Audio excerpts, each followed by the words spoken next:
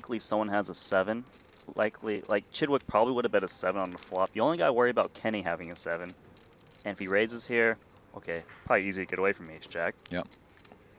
I'm curious it'll be interesting what Chidwick does if he just calls.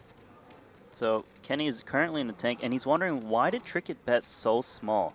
Wow, he's going to reach for bluffing chips here. What is going on? Wow. Really I mean, big this is raise. a peculiar hand selection all around. I think I understand what Kenny's doing. The reason is if Trickett had a 7, he would bet bigger on the river because he only bet about a third of the pot. So he thinks Trickett is going for a thin value bet with a jack. He's not worried about Chidwick having a 7 because his expectation is that Chidwick would bet a 7 on the flop. He also doesn't think Chidwick has a flush, although he actually has in this situation, because Kenny thinks that Chidwick would have either bet the flop or the turn if he had a flush. So Chidwick's going to make the call here. I would like to see Trickett get away from the ace-jack. I think when you see a cold call for 102K, given how small this pot was, this looks very strong. That definitely beats ace-jack. It's interesting because Trickett has a key card here, although the board's paired. You know, if the board doesn't pair, Trickett could even, you could really, you know, makes it that much more sense for him to like rip it in as like you just almost have to get the credit for having it. But like now the board's paired. It's like, what is he with this re-raise and a call? It's funny. And look at Chidwick, who extracts a lot of value all of a sudden with checking his hand twice. Gets a random bluff in there from Bryn, random re-raise, and you know he's gonna, unless somehow, the only way would be if somehow Sam decided to turn his hand into a bluff, rip it in. I don't even know if that would work at this point, but I mean, it would look pretty ridiculous. I don't know. The board's paired. Well, you can see the body language. Doesn't seem like. Wow! I was going to say, it didn't seem like he's going to Trickett. shove all This in is here. insane hand.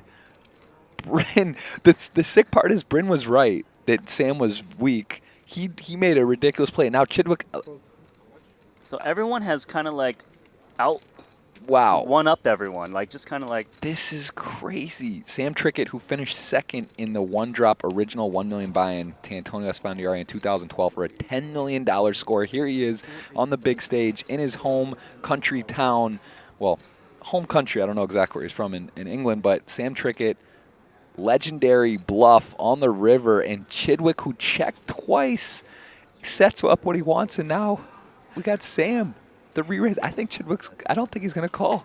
Well, so let's think about it from Chidwick's point of view. He's thinking, wow, did Trickett really check like a set or two pair on the flop to turn and only bet a third of the pot, win the 7 paired? I'll tell you what. Chidwick is one of the most intimidating and regarded in the game now as maybe the best tournament player in poker, and you know on a paired board as well. If Sam is I think that's what he's thinking. I have a flush. Is Sam gonna bluff with the dry ace when the board's paired on this action? You know, so from his mind, it's even he's basically repping a boat, right? Exactly. I mean, he is repping a boat, but he has the ace of club hand, and this is high level all around. Really, one of the more interesting hands I've ever seen. Yeah. So Chidwick is thinking. Wow. He's trying to break down the hand because he knows Trickett is capable of making really big plays. The thing is, would Trickett make this play with, say, a queen high flush, a king high flush? Would he make this with an ace high flush? Would he only do this with a boat because the board is paired? It's quite scary.